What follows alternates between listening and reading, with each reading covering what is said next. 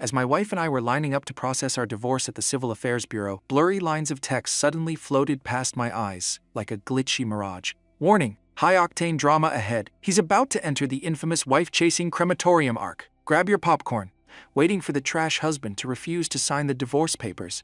Then he'll drop to his knees, bawling his eyes out, begging the female lead for forgiveness. Torture him to death. He definitely won't sign. He must have woken up to reality by now, right? He should have realized the truth by now. Serafina was framed by his white moonlight. Looking at those floating lines of text, I merely gave a faint smirk, lowered my head and decisively signed the divorce papers. All of this was because I had transmigrated into a dusty, angst-ridden, mind-numbingly cliché romance novel. Specifically, a wildly melodramatic, dog-blood-filled tragedy titled The Ruthless Tycoon and His Airhead Wife. And as my luck would have it, I became the main character. The scumbag CEO Caspian Vance. Cold, ruthless, blindly ignorant, and possessively manic, who ultimately falls into a tragic ending while desperately chasing after his ex-wife. Right now, I was sitting in the Civil Affairs Bureau, ready to ink my name on the divorce agreement. The beautiful woman sitting next to me was still legally my wife, but in just a few moments, she wouldn't be anymore. In the original plot, Caspian Vance had been married for 3 years without ever truly fulfilling his duties as a husband. He was cold to Serafina Locke, humiliated her, misunderstood her,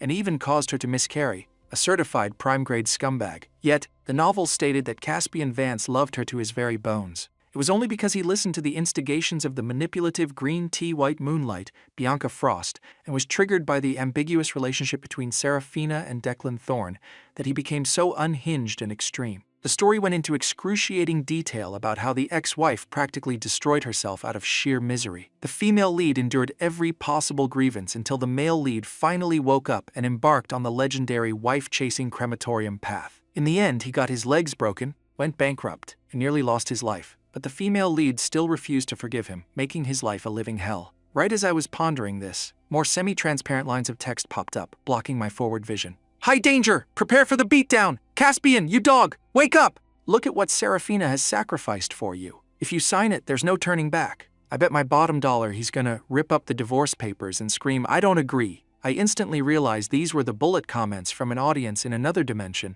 watching my life unfold like a TV drama. They were eagerly waiting for me to suffer, to regret, and to step onto the ultimate path of soul-crushing wife-chasing. I looked at those words, the corners of my mouth twitching upwards. What the heck does a wife-chasing crematorium have to do with me? I am not the original Caspian Vance. Why on earth should I bear the consequences of his mess? Getting my legs broken? Going bankrupt? Kneeling down to beg for mercy? Are you kidding me? Isn't freedom so much tastier? The sheer will to survive surged within me. I wanted to nope out of this entire plotline right this second. The clerk pushed the divorce agreement in front of me, pointing out exactly where I needed to sign. Serafina Locke didn't even look at me. She kept her head down, her eyes completely hollow, staring blankly at the tabletop. She quickly signed her name on the paper. Her pen strokes were sharp and decisive, as if she were desperately running away for her life. There was a pen lying right next to my hand. I picked it up. The bullet comments were still flooding my vision. His expression is so cold, he's definitely just faking it. The explosion is coming. Camera's ready.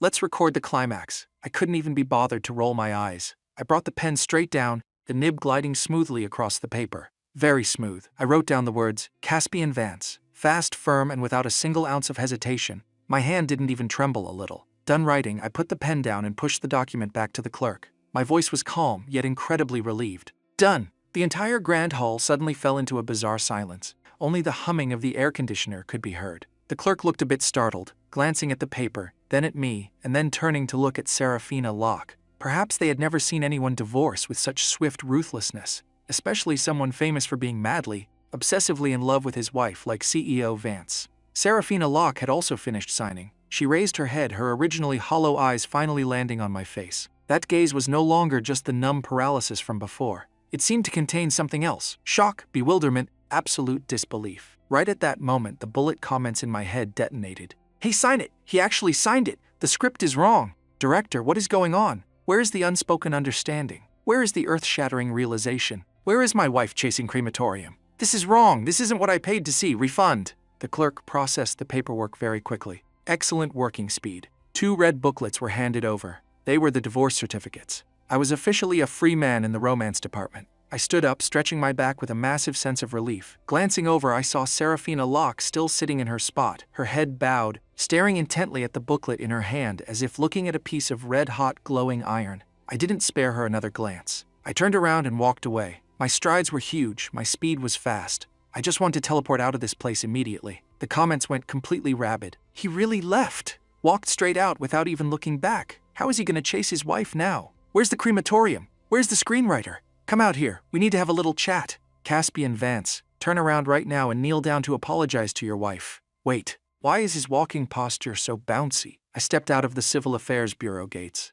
The sunlight outside was blinding, the traffic was bustling, and the air felt significantly fresher. My driver quickly pulled the car over. A luxurious black sedan stopped right by the curb. I opened the door and slid into the ultra-soft genuine leather seat. Leaning back against the headrest, I closed my eyes. My head was still throbbing with a dull ache, but the giant boulder in my chest had finally been lifted. A relaxation I had never felt before. The car started, merging into the heavy traffic, leaving the Civil Affairs Bureau in the dust. At this moment, my phone buzzed. I took it out to check. A very familiar name popped up on the screen. Bianca Frost. Ah, yes, the quintessential white moonlight of the original novel. She was the ultimate Black Lotus who had framed Serafina Locke, causing the original Caspian Vance to misunderstand everything, leading to Serafina's miscarriage. She was ground zero for the tragic wife-chasing saga that was supposed to happen. The comments rioted again. Here she comes! Here she comes! The white moonlight is calling. It's definitely to comfort the trash husband. Caspian the dog will definitely run to her to vent his feelings. Trash man meeting up with his old flame. Ugh, so disgusting. Please just spare our Serafina. Looking at that name, I felt nothing but sheer nausea. Without saying a single word, I decisively hung up. Then my finger slid across the screen, dragging her name straight into the shadow realm. The block list. Half the world went quiet in an instant. The comments seemed like they were about to have a collective stroke. Hey, hung up? And he blocked her? What is going on? This isn't following the script at all. Caspian Vance, are you awake? Don't tell me he already knows everything. Does he know Bianca Frost framed Serafina? So what if he knows? It's too late, you piece of trash! The driver glanced at me through the rearview mirror. Mr. Vance, was that Ms. Frost's call? From now on, never mention that name again, I said coldly. My voice wasn't loud, but it was freezing enough to make the driver shut his mouth instantly. The phone rang again. This time, it was my assistant, I answered. Mr. Vance, have you finished the procedures? The assistant's voice was cautious, full of probing. Done, I replied casually. Then, regarding Ms. Locke, do we need to arrange anything? Compensation or support of some kind? Not a single cent, I cut him off. Follow the prenuptial agreement. I still remembered that Serafina had previously signed an agreement to leave with absolutely nothing. All because back then, Bianca Frost had spread a rumor that Serafina was pregnant with another man's child. And so, the main character of the novel, which was now me, not only forced her to get an abortion, but also kicked her out of the house. He didn't let her take a single asset. Have someone pack up all her belongings and throw them out of the Vance residence. Don't mix things up. If you accidentally give her anything extra, make sure you take it back. The assistant on the other end clearly choked on his own spit. Yes, Mr. Vance. Then Mr. Vance, how do you want to handle things on the elder's side? After all, he has always valued Ms. Locke. The elder was Grandpa Vance, the father of the original owner in the story. In the novel, he treated Serafina quite well. It's a pity his son was a disaster. Later on, out of sheer fury, the father personally kicked Caspian out of the house without giving him a single dime. I'll handle that myself, I replied decisively. Now head back to the company. Notify all department heads. Meeting in 1 hour. I want to see the latest financial reports and the progress of all current projects. Anyone who doesn't show up on time or isn't seen within half an hour can write their own resignation letter. Yes, Mr. Vance, I will arrange it immediately, the assistant replied quickly, his voice tight with stress, before hastily hanging up. The bullet comments in my head were scrolling so fast they were making me dizzy. Is this what you call a divorce? No, this is a complete amputation. Cold-blooded, remorseless severing of ties. Serafina's 3 years of youth were basically fed to the dogs, and Bianca Frost got blocked and booted. Back to being strangers. What the heck possessed Caspian Vance? He suddenly sobered up to focus on his career and make money. The wife-chasing crematorium plot just got physically shredded by his own hands. I arrived at the company. Just as I pushed open my office door, a figure lunged straight at me, bringing along an overpowering stench of perfume. It was Bianca Frost. Her eyes were red, as if she had just finished crying. Her voice was soft and wet. Caspian, why did you block my number? What did I do wrong? I tilted my body to the side, letting her lunge into thin air. She almost face-planted. Caspian? She turned her head, her face brimming with grievance and shock. I paid her no mind, walking around her to sit behind my desk. My voice was ice cold. May I ask who let you in here?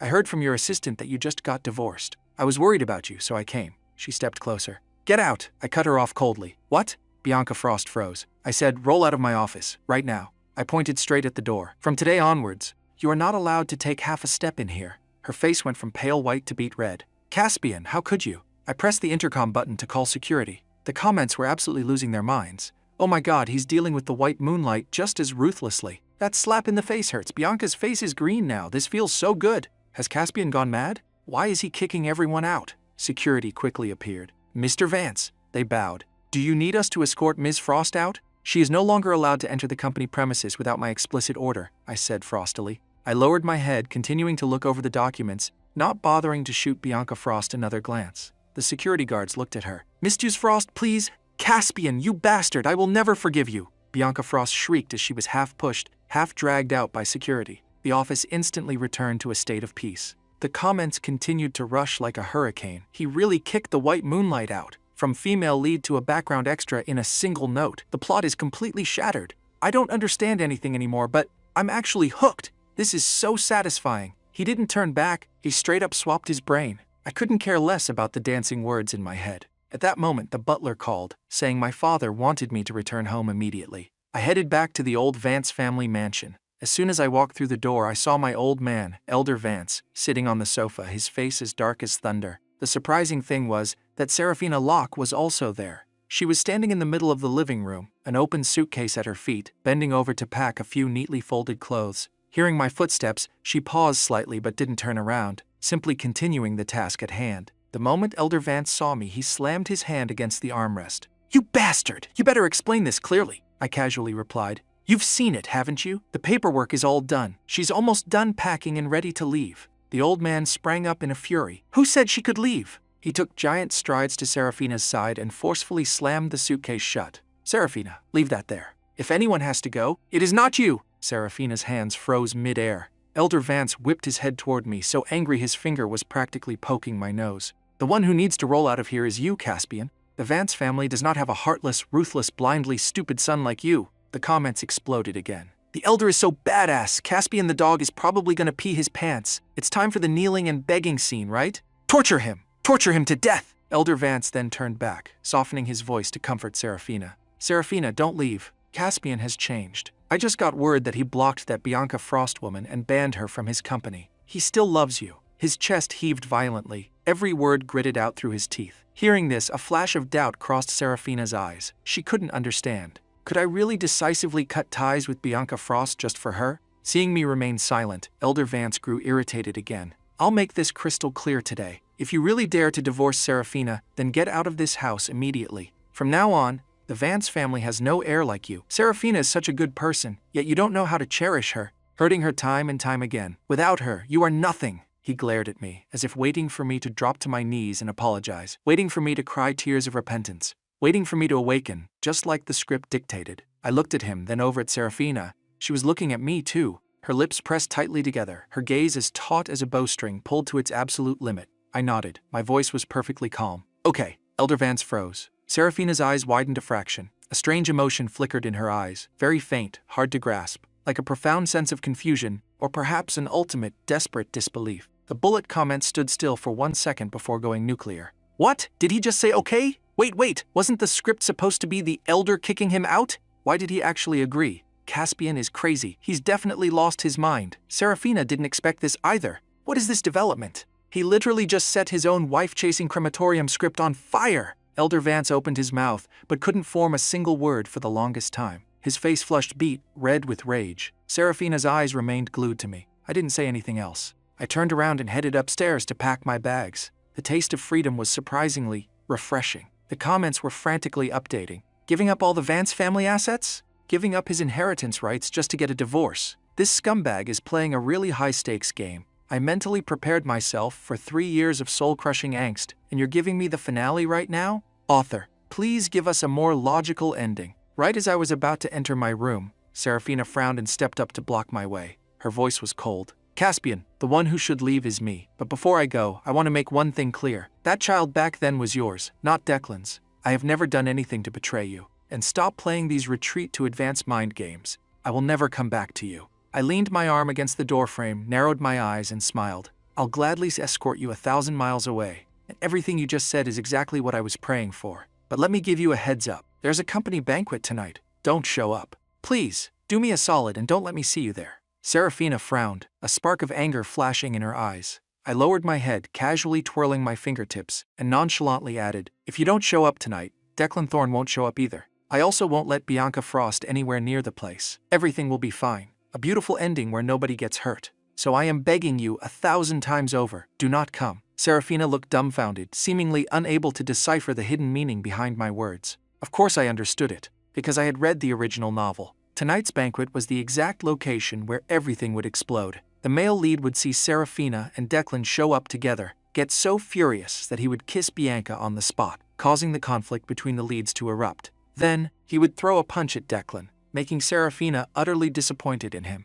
Finally, the male lead's father would publicly announce stripping him of his inheritance rights, kicking him out, and kickstarting the agonizing days of the wife-chasing crematorium. Now, if I could just stop Serafina from attending the banquet, none of this would happen. Everyone could peacefully and happily part ways, each going their own direction. But if they dared to show up, then don't blame me for dropping the pleasantries. Not only did I know the entire plot beforehand, but I also had my hands on crucial evidence provided by the media. Freedom is so glorious. Why would I bother acting out these messy, exhausting love-hate dramas with these people? So boring I could die. No need to chase anyone. No need to kneel to anyone. Not being manipulated by the plot. I have my own time, my own space, and my own future. What wife-chasing? What soul-crushing angst? I want to make money. I want to work. I want to live my own free life. Everyone, just stop bugging me. But exactly at that moment, Serafina raised her head, looking at me with a gaze completely opposite to her usual self. She said stubbornly, "I have to go. What right do you have to forbid me?" Before I could even react, the comments exploded like fireworks. "Sister Serafina is so badass. Rebellious era. I love it. Ex-husband says don't go, so she immediately goes. Caspian versus Declan. Who will win?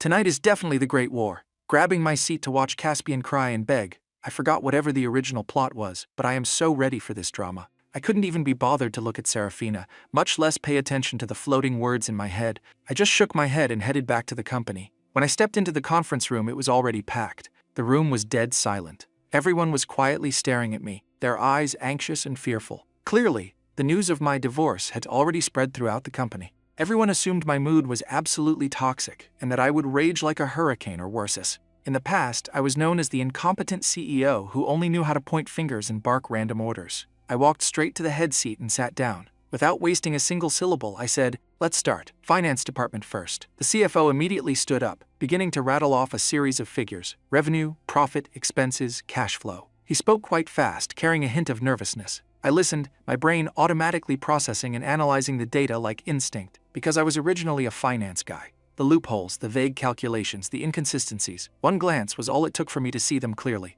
"Stop," I cut him off. I pointed at the projection screen. "This Q3, marketing expenses increased by 35% compared to the same period last year." Explained. The CFO broke out in a cold sweat. "Mr. Vance, it's because we sponsored several large-scale events and invited celebrities as brand ambassadors." I asked, "Where is the performance data for those ambassadors? Where is the evaluation report? Where is the analytical data from those events? Did you track the conversion rate from those marketing activities?" My voice wasn't loud, but every word felt like a tiny wooden hammer striking the table. The CFO was tongue-tied, unable to produce a single thing. "You don't have it? So we just burned money for nothing? Who approved this?" His face turned ashen.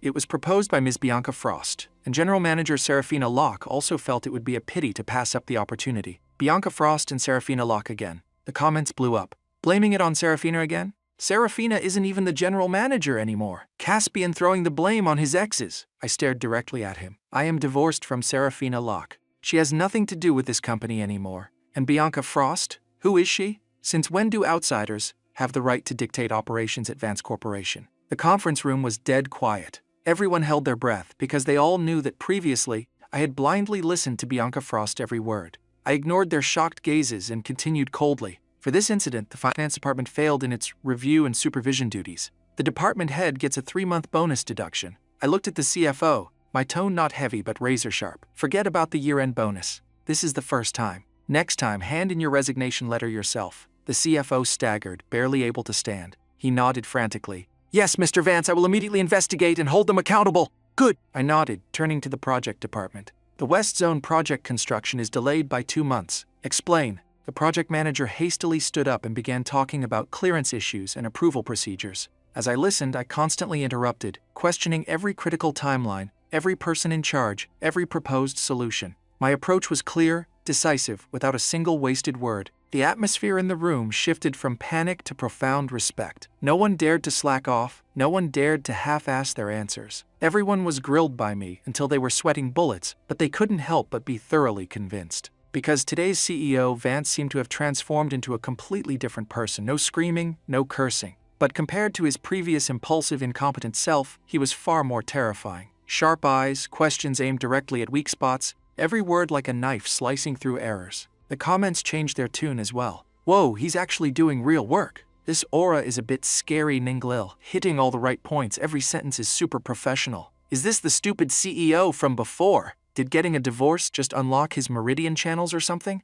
A man seriously working is actually really sexy. I'm telling you guys right now, do not switch sides. He's still a scumbag, but he hasn't mentioned Serafina once. Could he have actually let it go? The meeting lasted exactly 3 hours. When it ended, everyone looked like they had just survived a brutal war, their backs soaked in sweat. But in their eyes, there wasn't just fear, there was admiration. I stood up and announced, "For the issues raised today, I want concrete action plans on my desk by noon tomorrow. I want to see the names of those responsible and the completion deadlines. If anyone can't do it, we'll find someone who can. Clear?" "Yes, Mr. Vance," the entire room echoed in unison. I took long strides out of the conference room, not heading back to my office, but going straight to my assistant's desk. "Prepare a new apartment for me, right in the city center. Absolute security, guaranteed privacy. I'm moving in tonight. As for the stuff in the old Vance mansion, pack what I need and send it over. Throw the rest away." The assistant froze. "Mr. Vance, you're not going back to the villa? That's the Vance family's house, not mine. I don't want to live with anyone in that house anymore."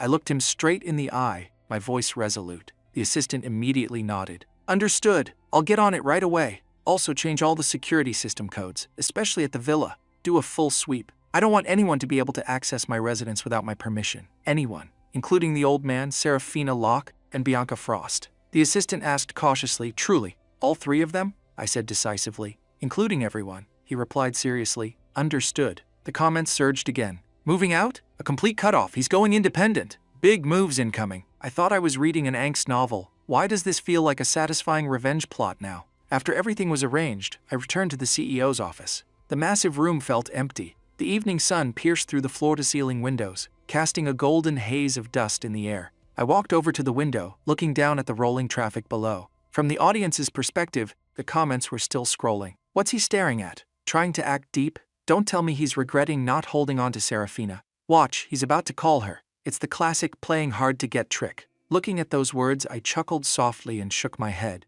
A bunch of ordinary mortals who have nothing better to do in the real world, escaping into a fictional one to find a sense of existence. One word. Idiots. I touched the USB drive the assistant had just handed me, took out my phone, opened my contacts, and made a call. "Lawyer Lee," I said calmly. "Help me set up a personal trust fund. Transfer all assets under my ownership. Real estate, stocks, investments except my shares in Vance Corp. Into the trust. Independent management. Completely severed from the Vance family. The beneficiary is me." The other end was silent for a few seconds before Lawyer Lee's serious voice came through. "Understood, Mr. Vance. I will handle all potential legal risks. All documents will be sent to you before 10 a.m. tomorrow." I hung up. The last rays of the sunset finally sank behind the skyscrapers, like a brilliant sea of stars swallowing the sky. I stood there watching the light. In my vision, the audience's comments suddenly skipped a beat. Isolating his assets into a personal trust. And he's the beneficiary? He wants to play it this big? Is he really planning to live alone till he dies? Does Serafina know he just locked up all his money? Well, there goes the wife-chasing crematorium path.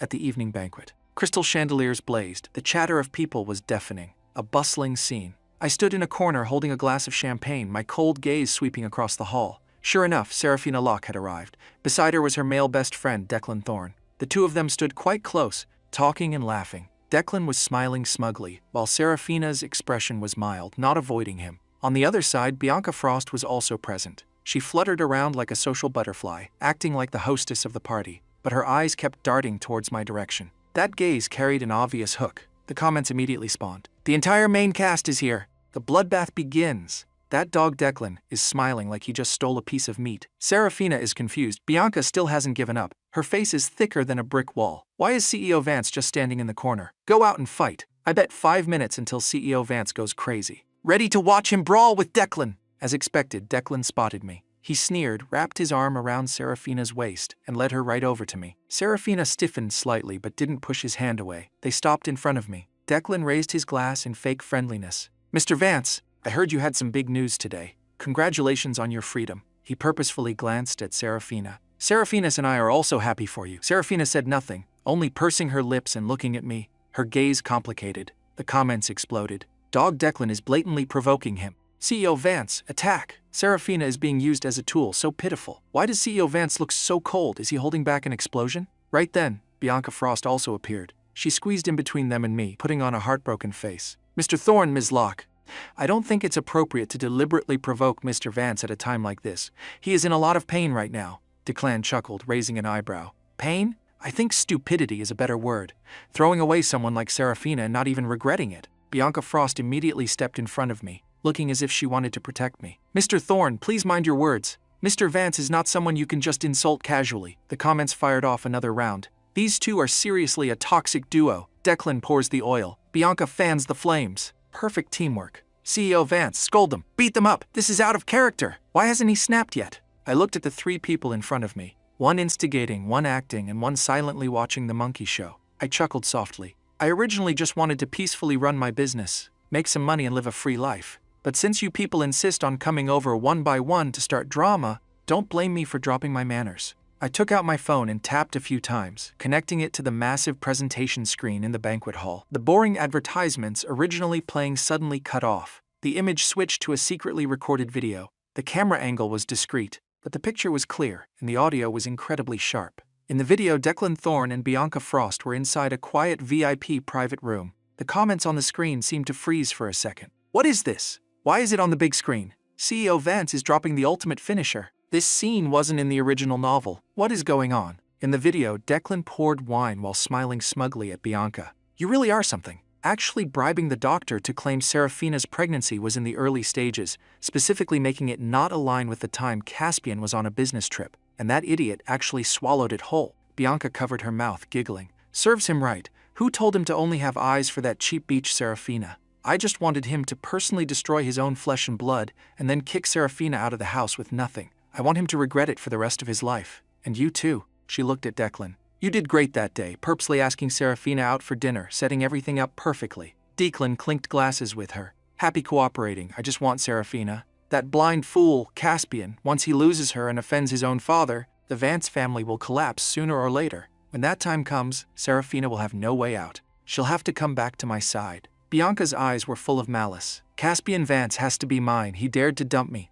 Wait until he has nothing left and drops to his knees to beg me. Then we'll see how I handle him. The video continued playing. The entire banquet hall fell dead silent. Everyone was rooted to the spot, staring up at the big screen. Jaws dropped, unable to speak a single word. The smile on Declan's face froze solid. His complexion turned as white as a sheet of paper. His smugness morphed into sheer panic. He snapped his head to look at me, his eyes looking as if he had just seen a ghost. Bianca Frost turned ice cold all over. Her fake crying, pitiful expression instantly froze in place. She opened her mouth, her entire body shaking like a leaf as if her spine had been ripped out. Her eyes were vacant and panicked. That's not true. Caspian, listen to me. She babbled incoherently, wanting to rush forward and turn off the video. I just shot her one freezing glare. That look nailed her feet firmly to the floor. But the most horrified person was Serafina. She stood paralyzed, staring blankly at the screen. Her whole body trembled. The wine glass in her hand slipped, shattering onto the floor. Red wine splashed onto her white dress, but she didn't even notice. She just stood there, her eyes wide, her pupils shaking violently. First came the shock, the utter disbelief, then an absolute abyss-like emptiness. Finally, an icy cold flame of rage began to ignite. She slowly turned her head, very slowly, looking at Declan, who was now ashen-faced and shaking so hard he was about to collapse. Then she looked over at Bianca Frost, who was shivering like a wet rat, completely drained of color.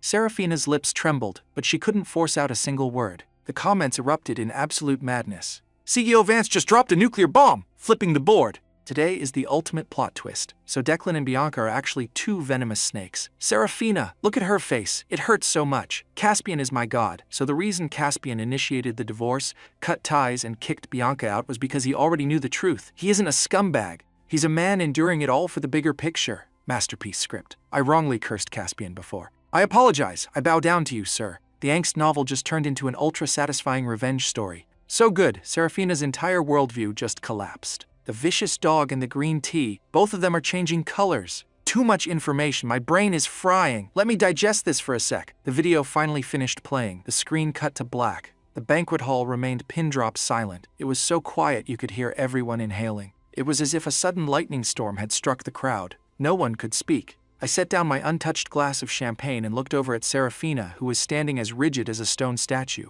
Her face was whiter than paper. Her eyes held panic, mixed with an agony that looked as if her soul had just been sucked dry. I opened my mouth. My voice wasn't loud, but in that deathly silent atmosphere, it rang out with terrifying clarity. "See clearly now?" I asked her. "This is the best friend you trusted. This is the man you almost married." I tugged at the corner of my lips in a cold sneer. "The child was mine. You didn't wrong me. The ones who wronged you were them." I pointed straight at Declan and Bianca, both completely drained of blood. Then my gaze landed on Serafina's pale face. I said coldly, "And you too. You did so much for me, sacrificed so much, but you never said a word. You kept everything bottled up, torturing yourself. The truth is, you're at fault too. Weak, overly accommodating, and honestly a bit annoying." Having said that, I didn't look at anyone else. I turned around. Amidst hundreds of shocked, terrified, and probing gazes, amidst the frantic explosion of bullet comments, I calmly walked away from the crowd, leaving behind the luxurious banquet hall that utterly disgusted me. Outside the doors, the night breeze was cool. I took a deep breath. From behind me, I could hear Declan's frantic screaming, Bianca's throat-tearing wails, and Serafina's choked, muffled sobbing. The taste of freedom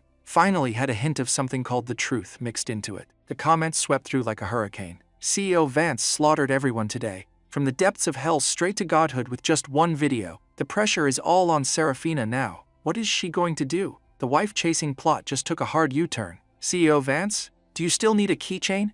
Declan and Bianca are socially executed. So satisfying. Caspian, come back. Serafina needs you. The next afternoon, I received the finalized asset transfer documents from my lawyer. My phone rang again. It was the old man, my father. "Caspian, come home. I know about what happened last night. I've already brought Serafina back here. Whether you two can patch things up is up to you. But come back immediately, talk things out, and apologize to her. We are still a family." The comments flooded the screen. "Dad makes a move. Hurry up. Go back." Serafina's heart is softening. "CEO Vance, let's go. The crematorium is cancelled. Time to remarry," I answered calmly. "Go home." "Which home?" "The Vance residence." I chuckled softly. "Wasn't it you who personally kicked me out yesterday? Even demanding my name be taken off the property deed." The other end choked up. The comments blew up again. "Critical counterattack. CEO Vance remembers every single word," he sighed, trying to sound gentle. "Those were words spoken in anger. You are my son, flesh and blood. The Vance family assets were always meant to be yours." I cut him off. "You're hilarious, old man.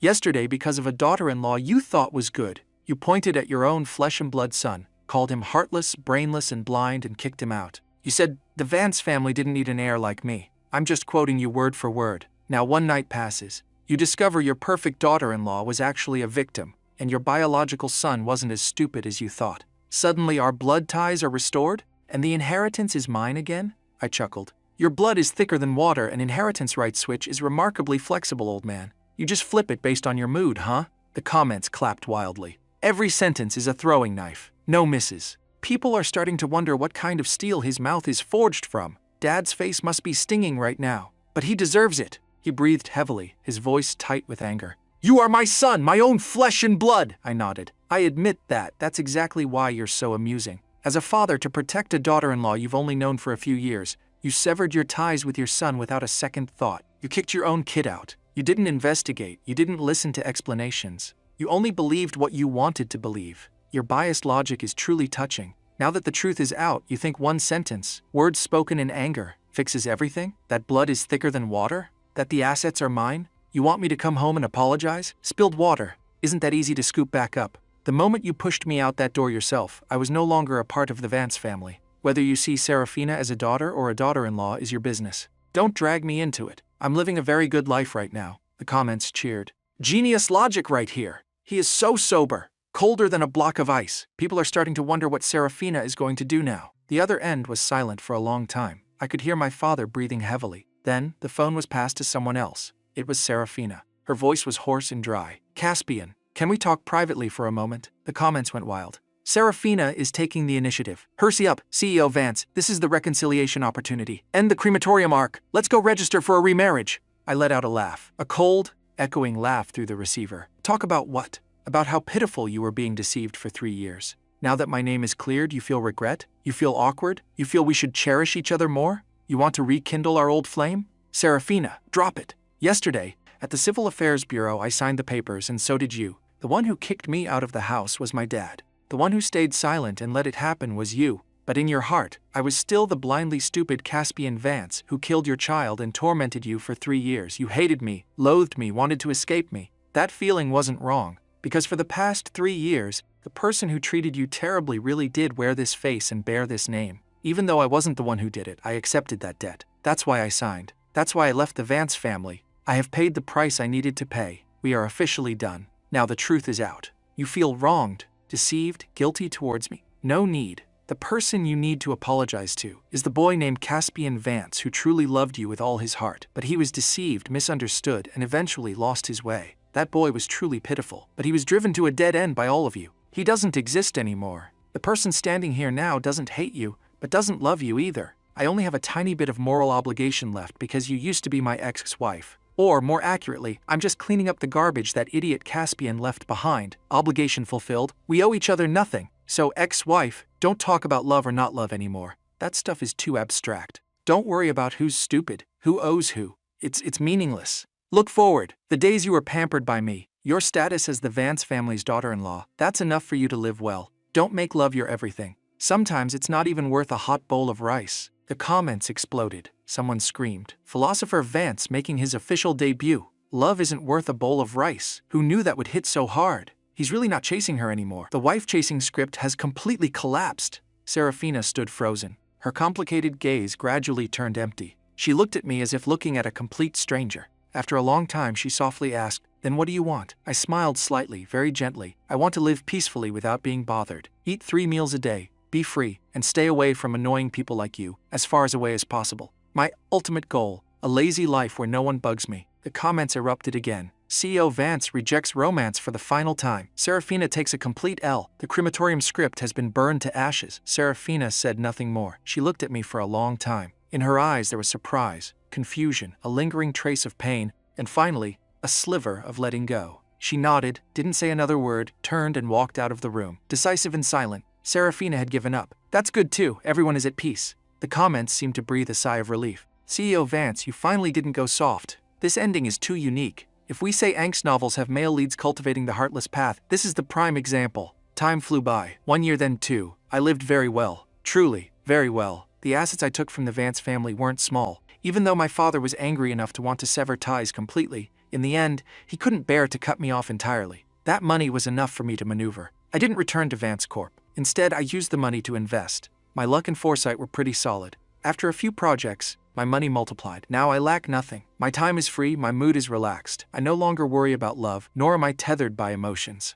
The world is simpler, my goals are clearer. Make money and enjoy life. Do whatever I want. Travel, scuba dive, snowboard, or just laze around on my balcony soaking up the sun, reading, sleeping in. No one controls me, no one bothers me. Pure tranquility. Even so, I couldn't entirely avoid showing up at certain industry conferences or charity galas. And on those occasions I still ran into Serafina. She now holds a significant position in Vance Corp, personally trained by my father. Her style is tough, her actions decisive. She's no longer the pale-faced, hollow-eyed woman from back then. Now she radiates a powerful, commanding aura. The first time we met again at a banquet, separated by a crowd, she saw me and nodded. I nodded back. Neither of us spoke, quietly passing by each other. The second time was at a wine tasting. She walked over with a glass and said, "Long time no see." I raised my glass. "I heard you've been doing great lately," she replied with a polite conversational tone. "Not bad. Haven't starved to death." We smiled lightly and went our separate ways. The third time, the fourth time, the frequency of our meetings increased slightly. Sometimes we'd exchange a few words about work or the market.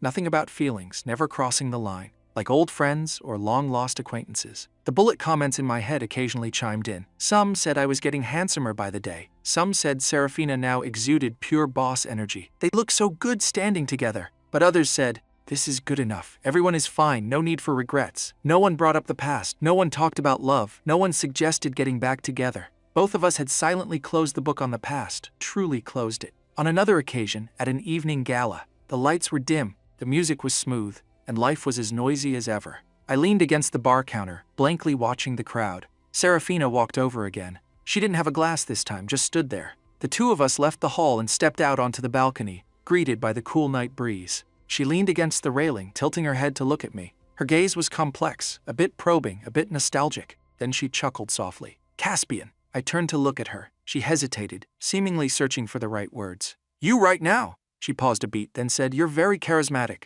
She looked at me, her gaze calm, without any hidden meaning or testing. It was like stating an objective fact. I raised an eyebrow, slightly surprised. Is that so? I smiled faintly. It's not because of the money? She shook her head, very seriously. It's your aura. What aura? An aura of not giving a damn. She looked out at the distant city lights, not being bound by anything, free sober, knowing exactly what you want and what you don't want. She turned to look at me. That aura is very attractive. Then she added, You didn't have that before. I smirked faintly. Before, my entire being was consumed with caring about you. You stripped me right down to the bone. She didn't argue. She just stayed silent, accepting it as a tacit admission. I finished the last sip of soda in my glass and said softly, It's better this way. Yeah, it really is better. She nodded. After that, neither of us said anything else. I didn't ask her if she was doing well. She didn't ask me how I was, or how Vance Corp was doing. There was no need. Everyone living peacefully is the best outcome. We stood there for a while. The night breeze grew a bit chilly. Both of us walked back into the hall one after the other, cutting through the dazzling lights and the loud chatter.